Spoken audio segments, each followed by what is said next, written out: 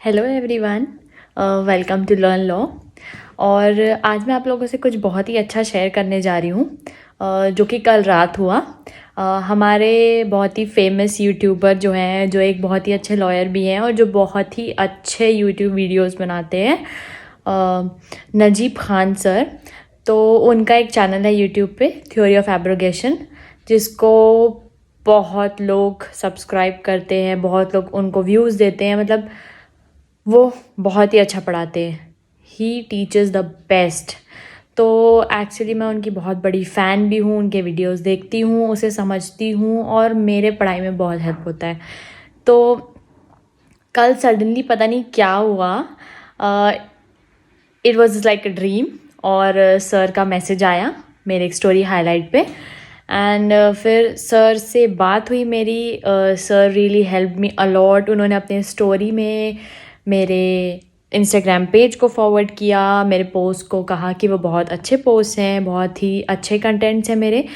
तो सर ने बहुत ही ज़्यादा हेल्प कर दिया है मुझे, मेरे फॉलोअर्स भी बढ़ना स्टार्ट हो गए हैं। It's so helpful. मतलब सर इज़ सो अमेजिंग। सो मैं उनका चैनल का नाम भी आपको डिस्क्रिप्शन बॉक्स में दे दूँगी, तो आप उनके वीडियोस भी देखिए, वो बहुत अच्छा समझाते हैं। और हाँ, it was a dream come true. तो अब आगे बढ़ते हैं, और मैं उनसे बहुत इंस्पायर्ड हूँ, तो चाहती हूँ उनको थोड़ा कॉपी करूँ और उनसे कुछ सीख के कुछ अच्छे वीडियोस आप लोग से भी शेयर करूँ। तो चलिए हम लोग अपने वीडियोस अब स्टार्ट करते हैं। और मैंने आधे वीडियोस बनाए थे जनरल एक्सेप्शंस पे, और आज बाकी क्या आधे बनाएंगे। Hello everyone, welcome to learn law. तो जनरल एक्सेप्शंस के आधे वीडियो मैंने अपने प्रीवियस वीडियो में बनाया है। Please have a look at my previous video. तो जनरल एक्सेप्शन का हमने इंटॉक्सिकेशन और ड्रंकनेस तक बनाया है। आज हम लोग कंसेंट पे बनाएंगे। आज हम लोग स्टार्ट करेंगे कंसेंट से और राइट ऑफ प्राइवेट डिफेंस तक ब्रीफ एक्सप्लेनेशन। हम लोगों को ऑलरेडी पता है कि जनरल एक्सेप्शन जो है वो दो तरह के होते हैं, एक्सक्यूजेबल एंड जस्टिफाइबल। तो एक्सक्यूजेबल पे हमने ऑलरेडी बना लिया है, अब जस्टिफाइबल पे बना लिया जाएगा। मेरे प्रीवियस वीडियो में मैंने एक्सक्यूजेबल डिफेंसेस को अच्छे से एक्सप्लेन कर दिया है, आप प्लीज़ देख लीजिए उस वीडियो को। पहले समझ लेते हैं जस्टिफाइबल डिफेंसेस होता क्या है। What is justifiable defences? Justification defenses involves a defendant admitting that when they committed a criminal act, their actions were justified by duress, necessity, self-defense, provocation and entrapment. इससे simply ये समझ में आ रहा है कि जो जस्टिफाइबल डिफेंसेस होते हैं उसमें एक डिफेंडेंट होता है जो ये एडमिट करता है कि उसने जो क्रिमिनल एक्ट किया है वो जस्टिफाइड है, मतलब उसको करना ज़रूरी था। जैसे कि नेसेसिटी थी, कोई सेल्फ डिफेंस की वजह से करना पड़ा, या किसी ने प्रोवोक किया, या एंट्रैपमेंट की वजह से। एक बार हम लोग ये सभी वर्ड्स को ब्रीफली समझ लेंगे कि ड्यूरेस क्या होता है, नेसेसिटी क्या होती है, सेल्फ डिफेंस में क्या क्रिमिनल एक्ट हो सकता है, प्रोवोकेशन में क्या हो सकता है, और एंट्रैपमेंट में क्या हो सकता है, उसको हम लोग ब्रीफली समझ लेते हैं एक बार। देखिए, तो डिफेंसेस में ये ड्यूरेस जो है, वो ड्यूरेस में भी दो टाइप्स दिए गए हैं, एक कंपल्शन है and the other is common law defence. इसमें क्या है कि ड्यूरेस में कंपल्शन में ये होता है जैसे सामने वाले को खुद का कोई विल नहीं था, उसका फ्री विल नहीं था, उसको किसी दबाव में किसी चीज़ की धमकी दे के कि तुम्हारी जान ले ली जाएगी या तुम्हें कोई नुकसान पहुंचा दिया जाएगा, उस कंपल्शन। एक्यूज ने कोई क्रिमिनल एक्ट कमिट किया है तो वो अपना डिफेंस प्रूव करेगा और ये बोलेगा कि मुझे कंपल्शन में ये करना पड़ा, तो उसको वहाँ पे डिफेंस मिल सकता है according to the circumstances of the case.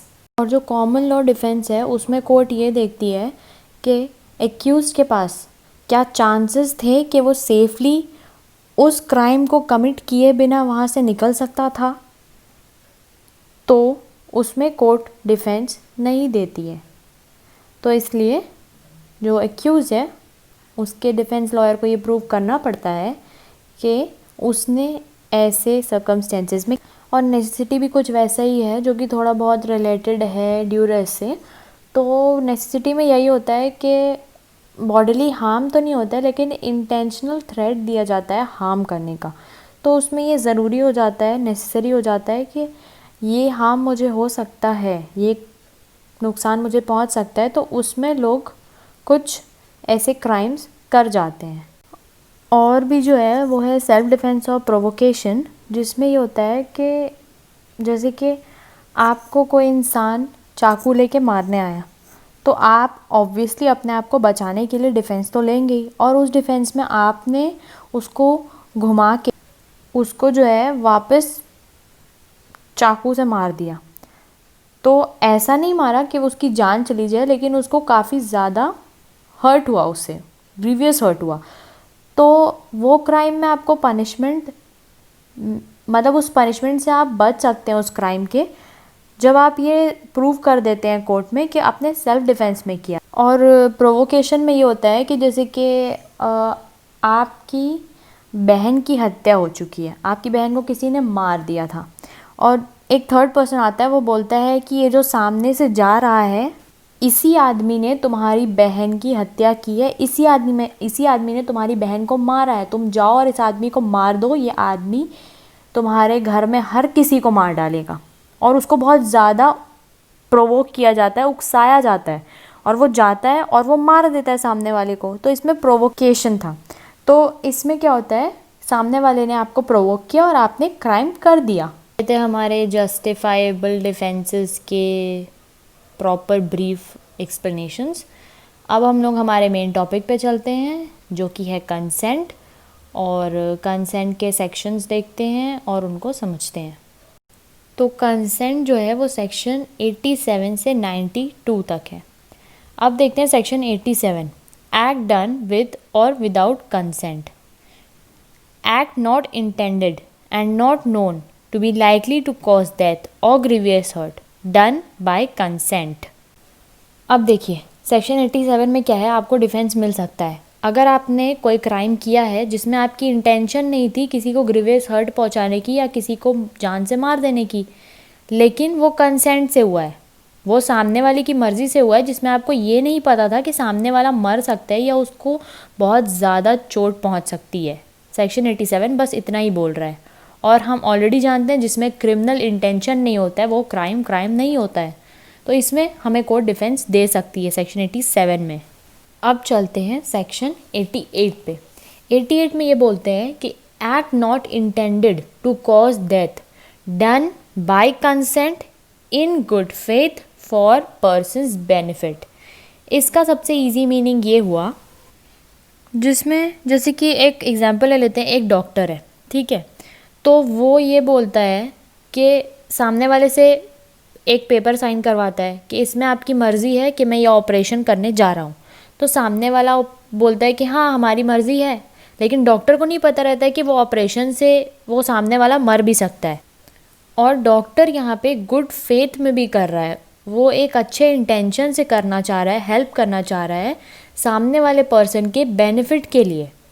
और उसमें अगर कोई इंजरी हो जाती है या डेथ हो जाती है तो उसके लिए डॉक्टर को डिफेंस मिल सकता है। मैं आपको एक बहुत ही इंपॉर्टेंट केस भी बता रही हूँ, doctor Suresh versus NCT Delhi AIR 2004 में दिया हुआ है कि जो पेशेंट रहता है वो अपने नोज़ की प्लास्टिक सर्जरी करवाने जाता है, जिसमें उसको कुछ इंजरी हो जाती है, जिसमें कोर्ट डॉक्टर सुरेश को डिफेंस देता है, क्योंकि यहाँ पे वो पेशेंट अपनी मर्ज़ी से आया था, डॉक्टर का कोई इंटेंशन नहीं था उसको कोई इंजरी या हार्म पहुंचाने का, और डॉक्टर ने गुड फेथ में सामने वाले के बेनिफिट के लिए अगर कुछ किया है और उसके रिज़ल्ट में अगर कोई इंजरी या डेथ कॉज हो जाती है तो उसमें जो डॉक्टर है उसको डिफेंस मिलना ज़रूरी है। अब चलते हैं सेक्शन 89 पे, act done in good faith for benefit of child और insane person by consent of guardian. तो यहाँ पे सिंपली ये बोला जा रहा है कि अगर कोई एक्ट किया जाता है जो कि एक अच्छे इंटेंशन के साथ किया हो, गुड फेथ में किया हो और सामने वाले के बेनिफिट के लिए हो, सामने वाला एक बच्चा हो सकता है, एक पागल इंसान हो सकता है, और वहाँ पे उनके गार्जियन की कंसेंट भी है, तो यहाँ पे उस एक्ट के लिए जो एक्यूज्ड है वो लायबल नहीं होगा, उसको डिफेंस मिल सकती है। सेक्शन 89 में जो एक्यूज है उसको डिफेंस मिल सकती है अगर वो एक्ट उसने गुड फेथ में किया हो, सामने वाले बच्चे या पागल इंसान जो है उसके बेनिफिट के लिए किया हो और उसमें उनके गार्जियन की कंसेंट भी रही हो, तो उसको डिफेंस मिल सकता है। तो अब चलते हैं सेक्शन 90 में, consent known to be given under fear और मिसकंसेप्शन। तो इसमें ये बोल रहा है कि एक्यूज को डिफेंस मिल सकता है, लेकिन जो कंसेंट है वो अगर किसी डर में या किसी मिसकंसेप्शन में दिया हो तो शायद डिफेंस ना भी मिले। Now let's move on to our next slide, that is section 90, consent known to be given under fear or misconception. A consent is not a free consent if it is given under any of the following circumstances: by a person under fear or injury, by a person under misconception, by an insane person without knowing the nature of act, or by an intoxicated person, or by a person under 12 years of age. Section 90 बस इतना बोलता है कि कोई भी consent जो दबाव में या किसी डर से दिया हो वो कंसेंट को फ्री कंसेंट नहीं माना जाएगा। So now let's move on to our next section, that is section 91, exclusion of acts. Exclusion of acts which are offences independently of harm caused.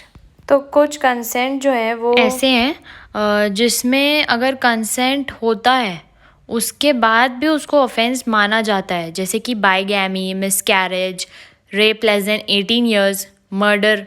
तो जो सेक्शन 87, 88 और 89 है वो यहाँ पे नहीं एक्सेप्टेबल है, वो 91 में एक्सेप्टेबल नहीं माना जाएगा। अब हमारे नेक्स्ट सेक्शन पे चलते हैं जो है section 92, act done in good faith for benefit of a person without a consent. Consent के बिना किसी के लिए कुछ गुड फेथ में करना सामने वाले पर्सन के बेनिफिट के लिए, तो वो क्राइम नहीं है। और हमारे इस स्लाइड में हम लोग देख सकते हैं कि the act is not a crime which is done for the benefit of a person who suffers harm. Act must be done in good faith, no time to obtain consent from the victim, circumstances are impossible to signify consent. Simply इसमें ये बोल रहा है कि act जो है वो good faith में होना चाहिए, सामने वाले पर्सन के बेनिफिट के लिए होना चाहिए जिसको हार्म हो सकता है, और अगर आपके पास विक्टिम से कंसेंट लेने का टाइम नहीं था तो ही आपको डिफेंस मिलेगा। और लास्ट में ये बोल रहा है कि लेकिन अगर कुछ ऑफेंस हो जाता है तो सेक्शन 92 में वो इंसान अपनी डिफेंस ले सकता है कि मैंने सामने वाले के बेनिफिट के लिए एक गुड फेथ में ये एक्ट किया है जो कि बिना उसके कंसेंट के था लेकिन ज़रूरी था। सर्कमस्टेंसेस जो थे वो इम्पॉसिबल थे कंसेंट को सिग्निफाई करने के लिए, तो सामने वाले ने गुड फेथ में ये एक्ट कर दिया, उसका कोई इंटेंशन नहीं था कोई हार्म कॉज करने का, तो ही उसको डिफेंस मिलेगा। जैसे कि इलस्ट्रेशंस दिया है, अ surgeon sees a child suffer an accident which is likely to prove fatal unless an operation is immediately performed. There is not time to apply to the child's guardian. And A performs the operation in spite of the entities of the child, intending in good faith the child's benefit. A has committed no offense. जैसे कि कोई surgeon है, उसने देखा कि कोई बच्चा है उसकी एक्सीडेंट हो गई है और वो बेहोश हो सकता है उसमें, तो उसको ऑपरेशन करना एकदम अर्जेंट है और उसके गार्जियन को कोई भी इंफॉर्मेशन देने से पहले उसका ऑपरेशन करना इम्पॉर्टेंट है। तो अगर वो चाइल्ड के बेनिफिट के लिए गुड फेथ में अगर उस बच्चे की ऑपरेशन कर देता है तो यहाँ पे ए ने या उस सर्जन ने कोई ऑफेंस कमिट नहीं किया है, उसको डिफेंस मिल सकता है। अब हमारा नेक्स्ट सेक्शन जो है वो है section 93, communication made in good faith. The act is not a crime which is done, a person must make some communication to another. Communication must be in good faith for the benefit of the other person, made to inform the truth of a matter. That communication results in harm to other person. जैसे कि एक illustration में यहाँ पे दिया है, a surgeon in good faith communicates to a patient his opinion that he cannot live. The patient dies in consequence of the shock. A has committed no offense, though he knew it to be likely that the communication might cause the patient's death. इसमें क्या हुआ है कि ए जो है वो एक surgeon है, उसने गुड फेथ में अपने पेशेंट से कम्युनिकेट किया और उसको बताया कि आप मेरे ओपिनियन में आप मुझे लगता है कि आप जी नहीं सकते, और तो जो पेशेंट है वो शॉक में मर जाता है। तो ए जो सर्जन है उसने कोई ऑफेंस क्रिएट नहीं किया है, जबकि उसको पता था कि उस कम्युनिकेशन से सामने वाले को हार्म हो सकता है या सामने वाला पेशेंट जो है उसको मेरे इस कम्युनिकेशन से ग्रीवियस हर्ट या डेथ हो सकती है। लेकिन उस डॉक्टर ने सामने वाले के बेनिफिट के लिए और गुड फेथ में ये कम्युनिकेशन किया है, तो उसको कोई ऑफेंस या क्राइम नहीं माना जाएगा और यहाँ पे उस सर्जन को डिफेंस मिल सकती है। अब चलते हैं हमारे नेक्स्ट सेक्शन पे, section 94, act done under compulsion और threat. Nothing is an offence which is done under compulsion और threat. The compulsion or threat must be apprehension of instant death. Apprehension of future death is no excuse. Under no circumstances, because of the threat, one must commit murder, waging war against the state. According to this section, no punishment to the accused, punishment to the person who placed the accused under such threat. Accused को इसमें punishment नहीं होगी इस section में, लेकिन punishment उस इंसान को हो सकती है जिसने एक्यूज्ड को उस कंपल्जन में, उस थ्रेट में, उस धमकी में, उस सर्कमस्टेंस को करने के लिए ज़ोर ज़बरदस्ती की। जैसे कि एक एक्सेप्शन यहाँ पे दिया है, a person who of his own accord और by reason of a threat of being beaten joins a gang of dacoits knowing their character. इसमें क्या है, इसका एक्सेप्शन का ये मतलब है कि जैसे कि अगर आपको पता है कि मैं इस गैंग में जाऊंगा तो ये गैंग जो है वो डेकॉइट्स का गैंग है और मैं क्या है इसमें मुझे मार पड़ सकती है, या आप मार खाने के डर से सिर्फ हर्ट के डर से, जिसमें आपकी डेथ नहीं हो रही है, उसने आपको ये नहीं कहा कि वो आपको मार डालेगा, सिर्फ मार खाने के डर से, बीट बाय बीइंग बीटन, आप उस डर से उस गैंग को ज्वाइन कर लेते हैं। तो ऐसे में क्या है, आपको डिफेंस नहीं मिल सकता है। जैसे कि हमारे सेकेंड पॉइंट में दे दिया गया कि द कंपल्जन और threat must be apprehension of instant death, वो आपको वहीं पे मार देने वाला है तो ही आपको डिफेंस मिल सकता है उस चीज़ में। अब चलते हैं हमारे नेक्स्ट सेक्शन में, जो है section 95, acts causing slight harm और trifling acts. This section is based on the legal maxim de minimis non curat lex. Nothing is an offense by reason that it causes or that is intended to cause or it is known to be likely to cause any harm, if that harm is so slight that no person of ordinary sense and temper would complain of such harm.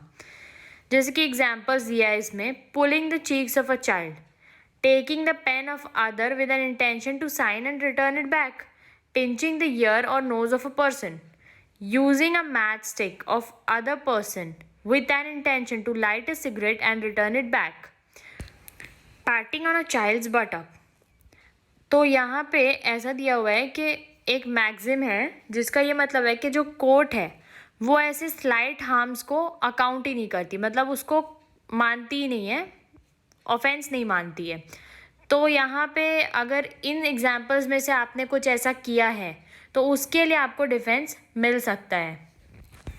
लेकिन अगर आप ये चीज़ें, trifling acts या slight harm किसी famous personality को या कोई इम्पोर्टेंट फिगर को पहुँचाते हैं तो वो ऑफेंस माना जा सकता है, उसके लिए आपको पनिशमेंट मिल सकती है। अब हमारे नेक्स्ट स्लाइड पे चलते हैं, rights of private defences, section 96। तो यहाँ पे ये सारे प्राइवेट डिफेंसेस हैं हमारे, जिनको हम सेक्शंस 96 to 106 है, तो ये काफ़ी ज़्यादा है, इनको हम हमारे नेक्स्ट वीडियो में डिस्कस करेंगे डिटेल में। Thank you for watching, please like, share and subscribe my channel.